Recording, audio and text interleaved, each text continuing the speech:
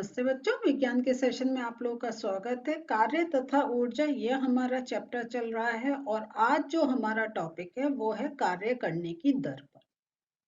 ये कार्य हम लोग देख रहे हैं, कार्य तथा ऊर्जा, ये हमारा चैप्टर का ही नाम है। हमने कार्य के बारे में समझ लिया, हमने ऊर्जा के बारे में समझ लिया, हमने ऊर्जा संरक्षण के बारे में समझ लिया है। अब कार्य करने की दर ये कैसे हम कैलकुलेट करते हैं, क्योंकि कोई कार्य हो रहा है तो उसका भी कैलकुलेशन कैसे कर सकते हैं, इसको हम समझेंगे आज के टॉपिक में। तो चलिए खोलते हैं अपनी बुक। तो बच्चों, आज के सेशन में देखते हैं, कार्य करने की दर को समझते हैं। तो क्या हम सब एक ही दर से कार्य करते हैं? ये बताइए, एक ही दर से कार्य करते हैं? सबकी स्पीड अलग होती है ना। तो ये इसी प्रकार हम देखते हैं कि अगर हम मशीन का एग्जाम्पल लें तो यहाँ आपसे यही कहा जा रहा है कि मशीनें ऊर्जा का उपयोग तथा रूपांतरण समान दर से करती हैं। अभिकर्ता जो ऊर्जा रूपांतरण करते हैं विभिन्न दरों से कार्य करते हैं और इसको हम निम्न क्रियाकलाप से समझेंगे।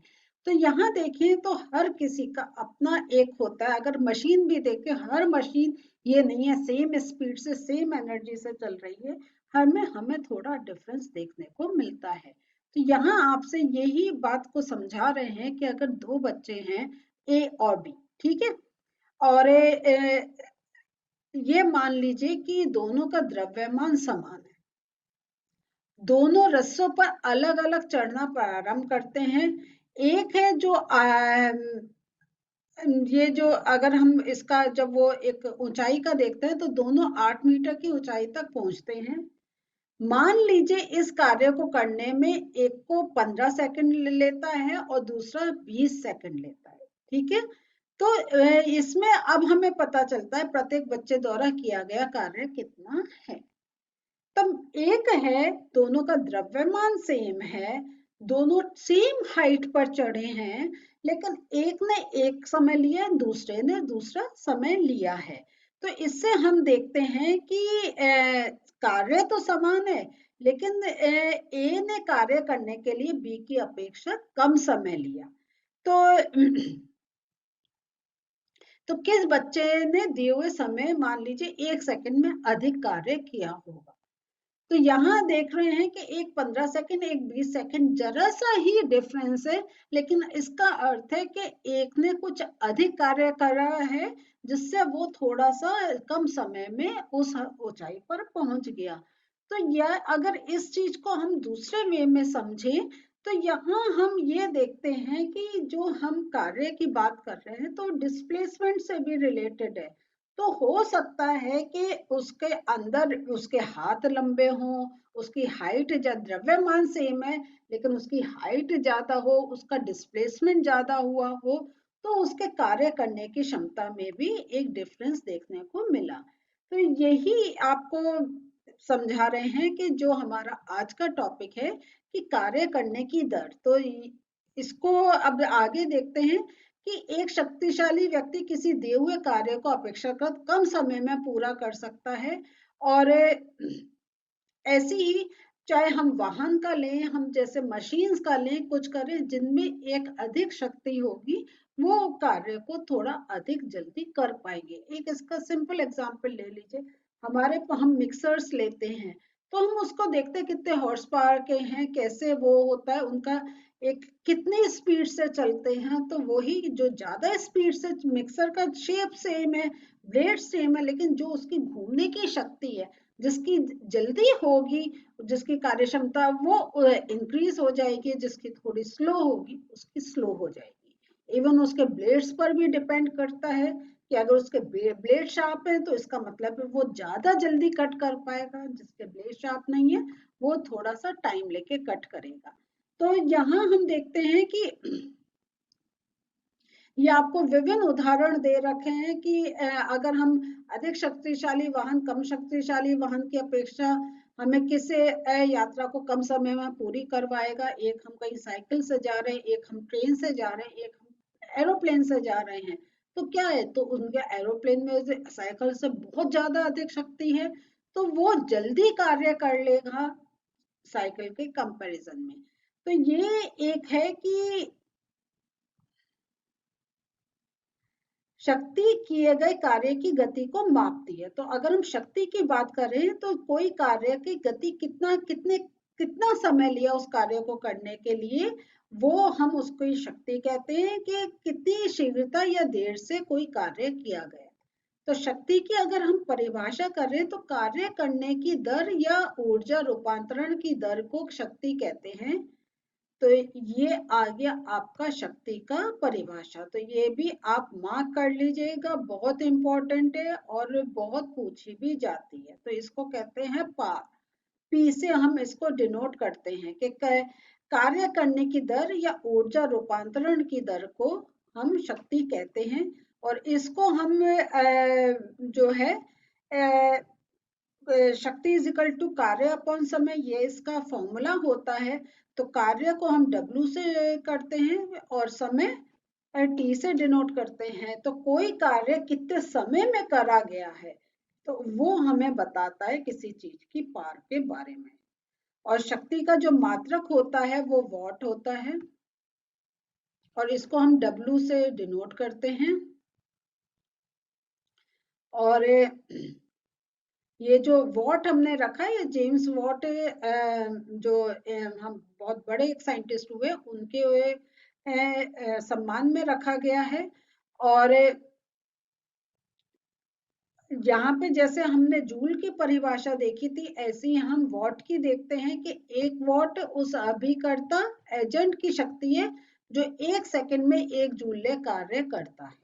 तो ये आपकी वॉट की, तो आपने याद रखिएगा एक जूल की और एक वॉट की भी परिभाषा आपको याद रखनी है। और इसको हम जूल पर सेकंड से डिनोट करते हैं, जिसको हम वॉट ये का उपयोग दर 1 जूल पर सेकंड हो तो शक्ति 1 वॉट होगी। तो ये आपका आ गया। तो 1 वॉट इज इक्वल टू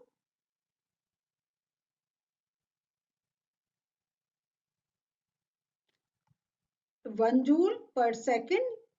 तो ये एक रिलेशन आ गया। और बड़े अगर हमें यूनिट्स चाहिए तो जैसे हम मीटर को किलोमीटर में नापते हैं, सेंटीमीटर को हम बड़ी यूनिट किलोमीटर में नापते हैं, तो ऐसे ही शक्ति का अगर हम वो देखें तो ये देखते हैं 1 किलोवाट जो होता है वो 100 वॉट के बराबर होता है, सॉरी 1000 वॉट के बराबर होता है। तो ये इसको हम किलोवाट को KW से शो करते हैं। तो ये 1000 वॉट या अगर हम कहें 1000 जूल पर सेकंड के हिसाब से होता है। तो joule per second means joule upon second, क्योंकि यहाँ पे जो हमने रिलेशन देखा है वो W अपॉन T। तो W जूल की यूनिट हो गई, सॉरी जूल W की यूनिट हो गई और सेकंड टाइम की हो गई। तो ये जूल अपॉन सेकंड होता है। लेकिन जब हम सेकंड को ऊपर ये जो आपका डिवीजन है इसके ऊपर लेकर जाते हैं तो हम फिर ये रूल होता है कि जितनी उसकी पार होती है उसको माइनस में लिखते हैं। तो यहाँ पे पार 1 है तो ऊपर जब ले जाकर लिख रहे हैं तो हम S माइनस 1 लिख रहे हैं। तो कोई भी एजेंट की शक्ति समय के साथ बदल सकती है। तो इसका क्या अर्थ हुआ कि विभिन्न समय अंतरालों में विभिन्न दरों से कार्य कर सकता है। तो ये आप ऐसे देख लीजिए, आप जब मॉर्निंग उठते हैं आप में बड़ी एनर्जी होती है, आप जल्दी जल्दी सारा काम कर लेते हैं। लेकिन जैसे दोपहर और शाम का समय आता है आपके कार्य की शक्ति करने की जो क्षमता होती है वो कम होती चली जाती है, शक्ति कम होती चली जाती है। तो जितना आप एक पर्टिकुलर समय काम कर लेते थे लेकिन कुछ घंटे बाद वो आप में एक वो जो एक एनर्जी होती है वो रिड्यूस होती चली जाती है। तो इसलिए औसत शक्ति की अवधारणा लाभप्रद है। औसत शक्ति को हम कुल उपयोग की गई ऊर्जा को कुल दिए गए समय से विभाजित कर प्राप्त करते हैं। तो जितनी भी एवरेज होती है तो वो यही एक प्रोसेस होता है एवरेज कैलकुलेट करने का कि total work done upon total time. तो वो होता है कि हमने इस समय से इस समय तक इतना कार्य करा, इस समय से इतने तक इतना, इस समय से इतने, तो वो सबको हम ऐड कर देते हैं। तो जैसे 1 घंटे में इतना कार्य, बाकी 2 घंटे में इतना कार्य, बाकी आधे घंटे में इतना कार्य, तो वो सारा टाइम ऐड कर लेते हैं, डिवाइड करते हैं, उससे हमें एक औसत शक्ति का पता चल जाता है। तो ये आपके कुछ उदाहरण है कि 2 लड़कियां जिनमें से प्रत्येक का भार 400 न्यूटन है, एक रस्से पर 8 मीटर की ऊंचाई तक चढ़ती हैं। हम एक लड़की का नाम ए, दूसरी का बी कहते हैं। ए 20 सेकंड में और लड़की बी 50 सेकंड का लेती है। तो प्रत्येक लड़की द्वारा व्यय की गई शक्ति का अगर हमें देखना हो, तो यहाँ पे हमें पावर इज इक्वल टू किया गया कार्य अपॉन लिया गया समय है। अब क्योंकि यहाँ पे हमें लड़कियों का उन्होंने मास बता रखा है, लड़कियों का भार बता रखा है और हमें ऊंचाई बता रखी है, तो इसलिए हम अब जो W है उसकी जगह हम रखेंगे mgh, क्योंकि W is equal to mgh हमें मालूम है, रिलेशन है अपॉन t। बस फिर कैलकुलेट कर लेंगे, ऐसी लड़की बी का कैलकुलेट कर लेंगे। और इस प्रकार हमने ये पता करा कि लड़की ए में इतनी शक्ति थी 160 वाट की और दूसरे में 64, तो इसलिए उसने जल्दी कर लिया। एक और प्रश्न है आपका, 50 केजी द्रव्यमान का एक लड़का एक जीना पर दौड़कर 45 सीढ़ियां 9 सेकंड में चढ़ता है। यदि प्रत्येक सीढ़ी की ऊंचाई 15 सेंटीमीटर हो तो उसकी शक्ति का परिकलन कीजिए। तो बस हमारे पास फिर वही हो गया, लड़के का भार हमने देखा 50 केजी द्रव्यमान है और वो चढ़ रहा है, तो हमने उसका केजी को हमने वो, क्योंकि ऊपर चढ़ रहा है तो नेचुरल ग्रेविटी का हमें सोचना पड़ेगा, तो हमने यहाँ पे रख लिया ये फॉर्मूला ही है mgh। तो ग्रेविटी की वैल्यू 10 रखी, हाइट इतनी है, तो बस कैलकुलेट करा आपने ये, तो ये लड़के की शक्ति आपके पास आ गई। तो इस प्रकार आपसे प्रश्न पूछे जा सकते हैं, कोई घबराने की बात नहीं है, फॉर्मूले से याद रखें। तो ये है W is equal to mgh होता है, और फिर हमने पार का देखा तो वो mgh अपॉन t होता है। फिर हमने mgh हमने वो पोटेंशियल एनर्जी का भी देखा है, काइनेटिक एनर्जी का हाफ mv²। ये सारे फॉर्मूले याद रखिए, आपके बड़े इजीली न्यूमेरिकल्स हो जाएंगे। अगर हम ऊर्जा का व्यावसायिक देखें, इंडस्ट्रियल मात्रक के रूप में देखें, तो जो जूल है वो ऊर्जा का एक बहुत छोटा मात्रक होता है। तो ये बड़ी राशियों को व्यक्त करने के लिए एक बड़ा डिफिकल्टी होती है कि हम देखिए कि अगर हमें एक शहर से दूसरे शहर का अगर डिस्टेंस नापना है तो हम मिलीमीटर में नहीं नाप सकते, बहुत डिफिकल्ट होगा, बहुत बड़े नंबर मिलेंगे, इसलिए हम किलोमीटर में मापते हैं। तो इसी प्रकार हम ऊर्जा का भी बड़ा मात्रक जब हमें लेना होता है, हमें एक बहुत बड़ी यूनिट्स का देखना होता है कि कितनी ऊर्जा यूज हुई है, तो हम इसको किलोवाट घंटा के में हम कैलकुलेट करते हैं। तो यहाँ 1 किलोवाट आवर से तात्पर्य ये होता है कि अगर हमारे पास एक मशीन है जो 1 सेकंड में 1000 जूल ऊर्जा उपयोग में लाती है, यदि इस मशीन को लगातार 1 घंटे तक हम उपयोग में लाएंगे तो ये 1 किलोवाट घंटा ऊर्जा व्यय करेगी। तो यहाँ देखिए, तो ये हमारा किलोवाट घंटे का ये किलो है कि एक किलोवाट ऊर्जा 1 घंटे में, तो 1 किलोवाट मीन्स 1000 वाट की ऊर्जा 3600 सेकंड में। तो 1 किलोवाट का हमारा जो मिला है वो मिला ये वैल्यू। तो देखिए हमें इतना वैल्यू 1 किलोवाट इसने के बराबर जा रहा है, 1 किलोवाट आवर। तो हम जो जैसे हमारे घर में बिजली का देखते हैं तो हम किलोवाट में, हमारे बड़े बड़े इंडस्ट्रीज में एनर्जी जो का यूज हो रहा है, तो उन सबको कैलकुलेट करने के लिए एक बड़ी यूनिट लिए किलोवाट आवर। और ये देखिए अगर हम ये नहीं बड़ी यूनिट लेते तो एक उसकी ये वैल्यू आ रही है। तो जब हमारी 100 2 5 हजार किलोवाट आवर से अगर शक्ति हमारी वो यूज होगी, तो देखिए हम कितने बड़े वैल्यूज देनी होगी। तो इसलिए इसको कैलकुलेट करके ये एक निकाला कि 1 kilowatt hour is equal to 3.6 into 10⁻⁶ joules. तो घर में, उद्योगों में तथा व्यावसायिक संस्थानों में व्यय होने वाली ऊर्जा को प्राय किलोवाट घंटा में व्यक्त करते हैं। तो यहाँ पे आपसे ये कह रहे हैं कि एक महीने में उपयोग की गई विद्युत ऊर्जा को यूनिट के रूप में व्यक्त करते हैं और ये एक यूनिट का अर्थ है 1 किलोवाट आवर। तो जब आपके बिजली का बिल आता है तो आप यही देखते हैं कि आपकी कितनी यूनिट खर्च हुई। तो यूनिट जो हम कह रहे हैं उसका अर्थ यही हुआ कि 1 किलोवाट घंटा का हिसाब वो का मतलब एक है कि आपने 1 किलोवाट 1 घंटे में बार जो खर्च करी है वो उसको हम फिर यूनिट में कन्वर्ट करते हैं। तो ये एक है कि 1 घंटे में आपने 1 किलोवाट अगर ऊर्जा यूज करी है तो उसका ये कैलकुलेशन। तो यहाँ 1 यूनिट का अर्थ है 1 किलोवाट आवर।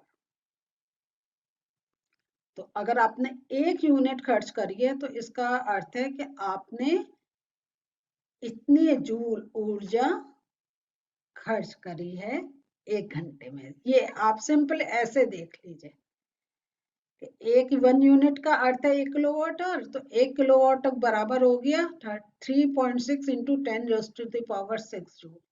और देखिए आपका जब यूनिट आती है तो हमारी कितनी आती है अपने कंजम्पशन के अकॉर्डिंग। आप देखिएगा कि 200 यूनिट खर्च हुई है, 150 यूनिट खर्च हुई है, 300 यूनिट खर्च हुई है। तो आप उसको जो जितनी यूनिट आई है इससे मल्टीप्लाई करें तो देखिए कितनी बड़ी डिजिट मिलेगी। लेकिन जब हमने इसका एक छोटा फॉर्म निकाल लिया तो हम उसको एक सिंपल कुछ नंबरों में ही शो कर देते हैं। तो देखिए 60 वाट का एक विद्युत बल्ब प्रतिदिन 6 घंटे उपयोग किया जाता है। बल्ब द्वारा एक दिन में खर्च की गई ऊर्जा को यूनिट की में परिकलन कीजिए। तो 60 वाट का क्या अर्थ हुआ, क्योंकि हमें 6 घंटे के लिए में उसके कैलकुलेट करना है तो हम इसको किलोवाट में चेंज करेंगे। ठीक है, इसलिए वो हो गया 0.06 और उपयोग में आया गया 6 घंटे है। तो अब शक्ति इंटू लिया गया समय इसको करा तो हमारी जो यूनिट खर्च हुई है वो 0.36 यूनिट खर्च हुई है। तो इस प्रकार हम ये कैलकुलेट कर सकते हैं। तो ये आप घर पे भी आपके जो बिजली का बिल आता है चेक करके देखिएगा कितने यूनिट आपने खर्च करते हैं और कितना बचा सकते हैं ये भी देखिएगा।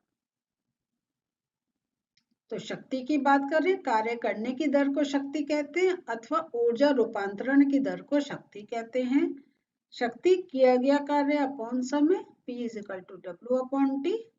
और ये हमने आपको बताया P का मतलब है शक्ति, W का मतलब है किया गया कार्य और T का समय है मतलब है लिया गया समय। शक्ति के मात्रक की बात कर रहे हैं तो ये मैंने आपको जो वहां बुक में समझाया इसको नोट रूप में दिखा दिया है। तो ये आप नोट कर लीजिएगा। तो औसत शक्ति किया गया कुल कार्य का या उपयोग की गई कुल ऊर्जा अपॉन लिया गया कुल समय।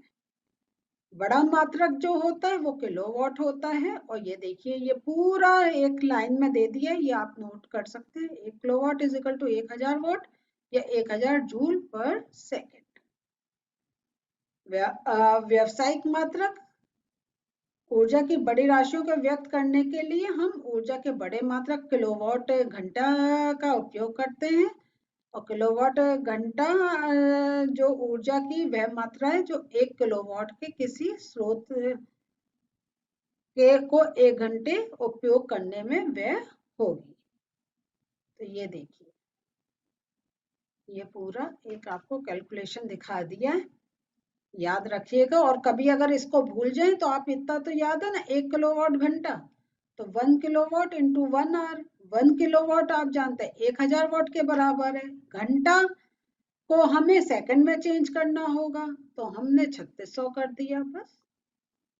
कभी अगर भूल भी जाते हैं तो ऐसे आप कैलकुलेट कर सकते हैं। और 1 यूनिट का अर्थ है 1 महीने में उपयोग की गई विद्युत ऊर्जा को यूनिट के रूप में व्यक्त करते हैं। 1 यूनिट का अर्थ है 1 किलोवाट आवर। तो ये सारे पॉइंट्स जो हैं बच्चों ये रिवाइज भी करने पड़ेंगे, लर्न भी करने पड़ेंगे। थोड़ा आप इनको 3-4 बार पढ़िएगा जरूर। ये नहीं कि आप सोचें कि नंबर कैसे याद होंगे, कैसे फॉर्मूले याद होंगे, ऐसा नहीं है, बहुत सिंपल है। जितने भी हमने किलोवाट आवर, इनके जो फॉर्मूले से पावर का आपको फॉर्मूला बताया, आपको स्थितिज ऊर्जा का बताया, आपको गतिज ऊर्जा का बताया, ये सब एक साथ एक पेपर पे लिख लीजिए, रिवाइज करते रहेंगे तो याद रहेगा। तो अगला सेशन हमारा प्रश्न उत्तर का होगा। मिलते हैं फिर से। बाय।